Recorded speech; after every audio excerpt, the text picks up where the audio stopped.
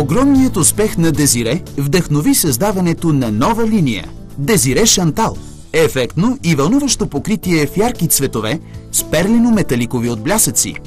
Декоративната мазилка се предлага в най-модерната цветова гама – небесно-синьо, праскова, розово, зелено, сиво и лавандула, обогатени с финни сребърни микрогранули.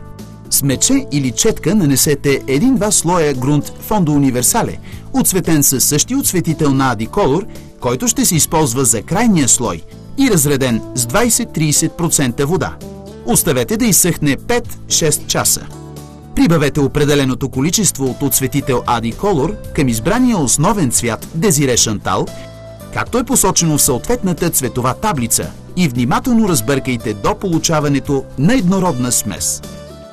Използвайте специалната четка Дезире и нанасяйте неравномерно по повърхността посредством къси движения на кръст, като всеки път застъпвате.